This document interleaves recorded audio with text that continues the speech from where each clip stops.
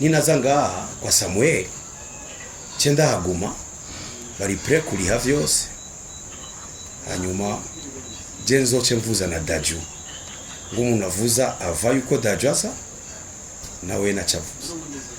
Ndavuga ndi even visa cyane friend, biraryoshe kabisa. Sasa pesa ni ngapi? Ayo mahera barayambariye, ahubwo ngira ndabivugire ngaha. Je nagiye numva umurundi yuri indege bien abwira yuko ari 5 millions francs. Bon. Wego. None uje kuvugana nanje. Ubona iki? Qu'est-ce que tu veux kuranda? Ngo umuntu yaririnje kera kabisa ndiye wabirihiye angahe? Naciye mpaguruka ndagenda. Rero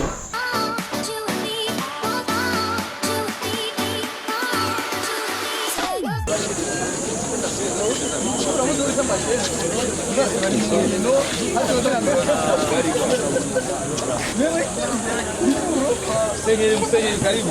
Asante sana.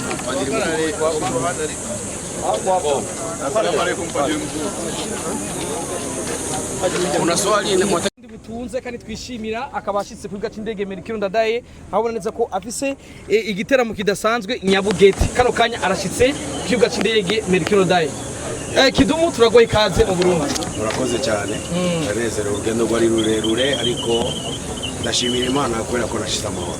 Yego, mu Burundi ni muhira wamawaje ariko kandi ukama uza uje umadiri atandukanye. Kana kanya Kidumu ni kihe kintu kimuza? Ni diri. Muri diri ya live.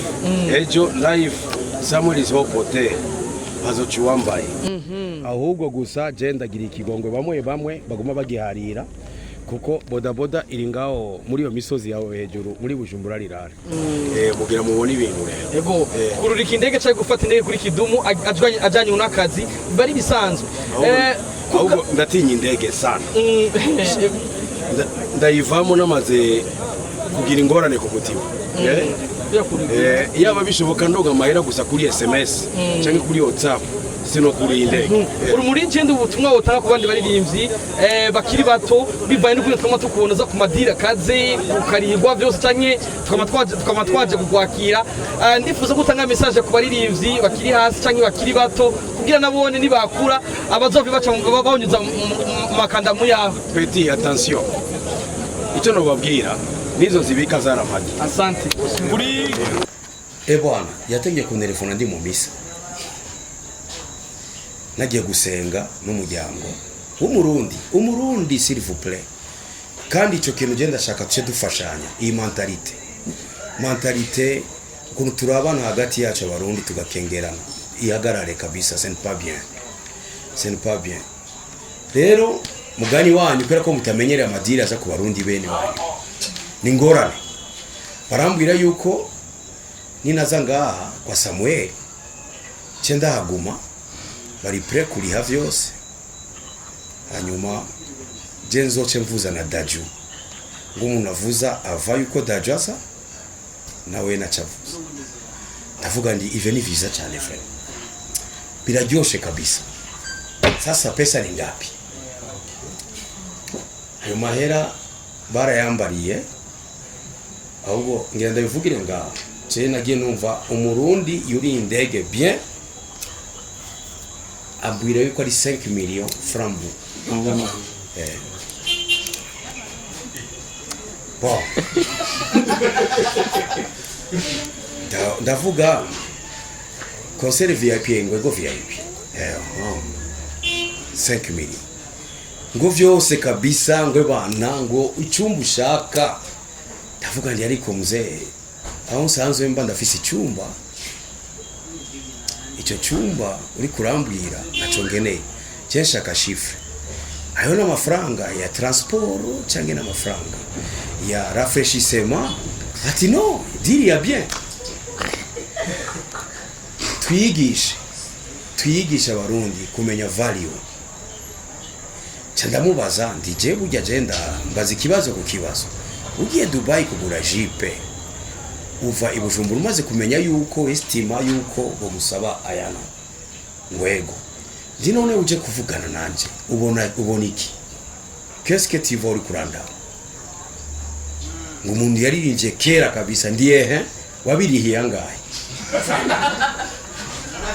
naciye mpaguruka ndagenda rero je maze imyaka myinshi kwanza ndi mu buhungiro 28 ndi hanze igihugu mvamo ndazi ingorane zihari ndazizi kabisa n'ukuntu turabana mu madiri mato mato ndabizi n'ubu ndacyaririmba ikirundi gusumbya n'abantu baba ngaho bashaka ndabizi byose ariko ndasavye s'il vous plaît umuntu azon telefone ashaka nja kuririmba Samuel wumvise amahera naguci sio blague hata na hizo ni ndogo ndababwiye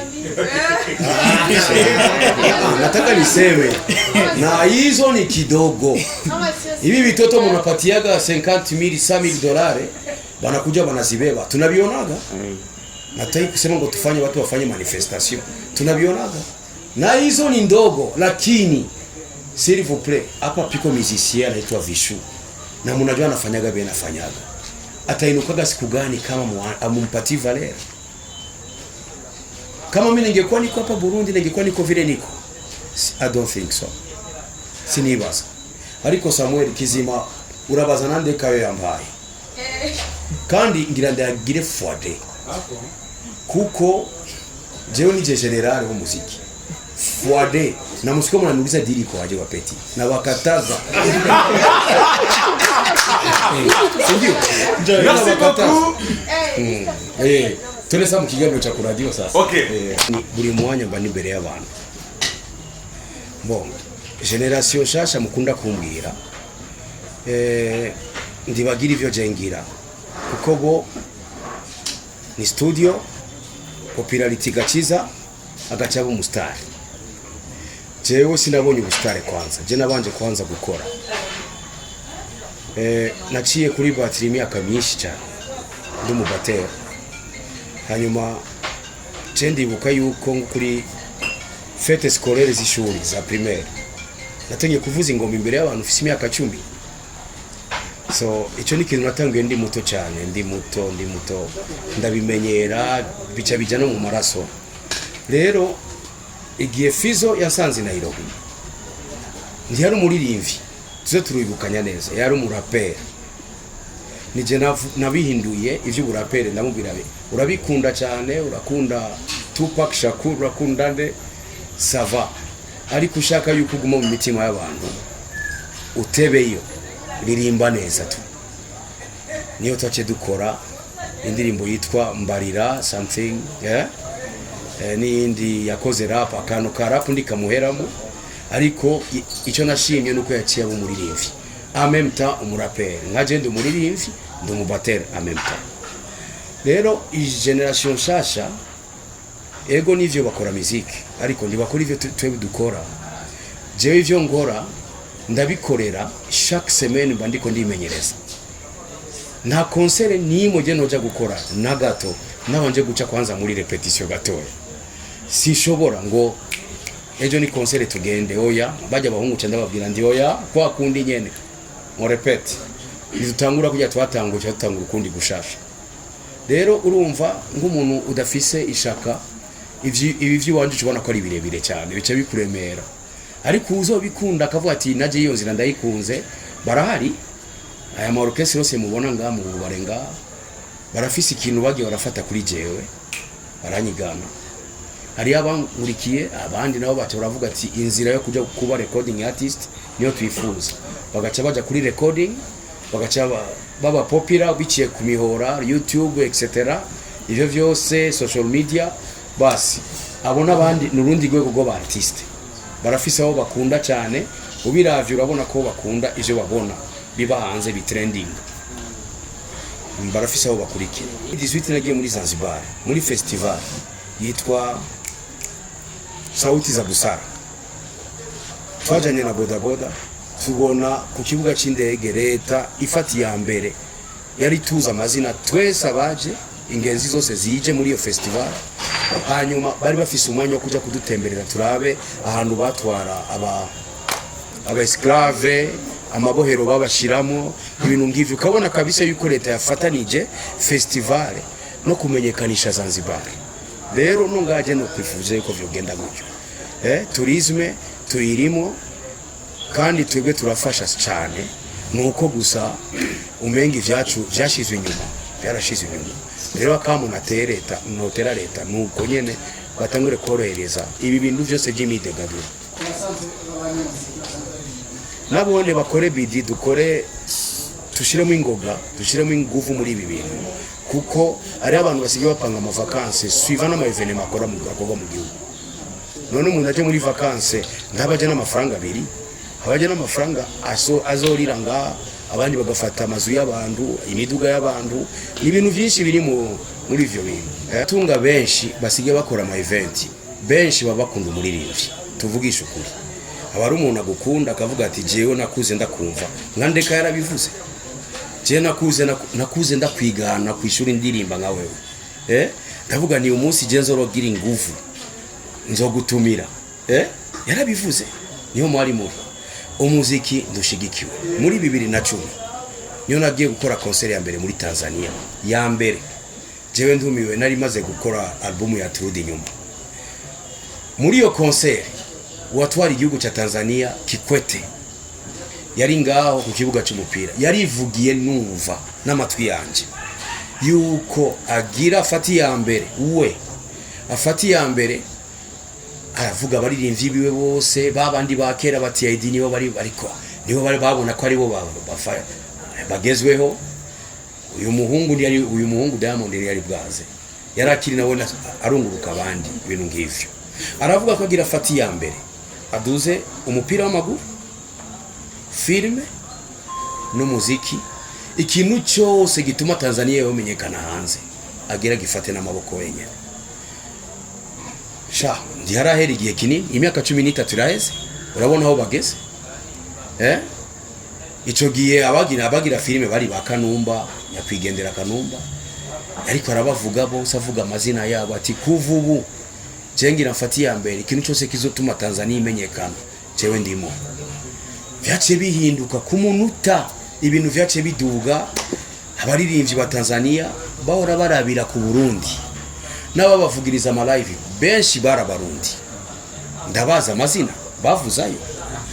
Ibintu vyace bihinduka, ubu rero sasa ni mwebwe nga musige muri ababo, uravyumva? Ni mwebwe musige muri ababo, pourtant nibo batura.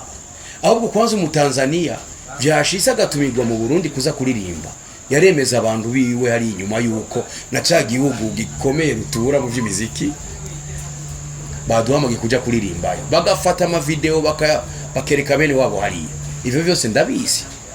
Je naora ngenda hafi buri kwezi kuja gutanga ama leçon mu kintu cyitwa Tanzania House of Talent.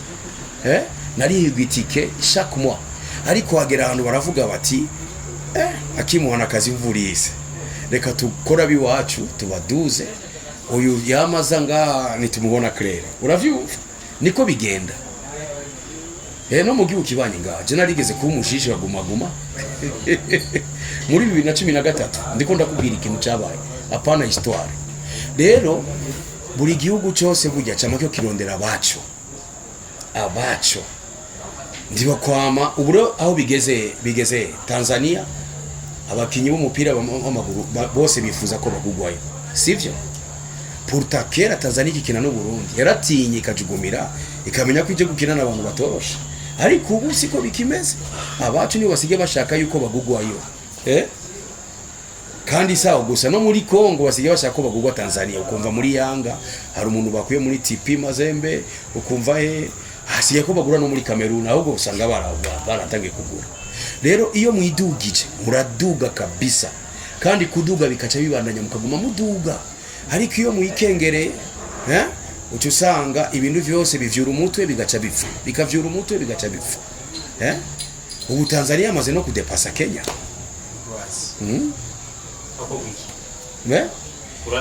Twiduze kwanza, icambere ni leta itangure kwanza itahura ibintu byacu ibi turimo.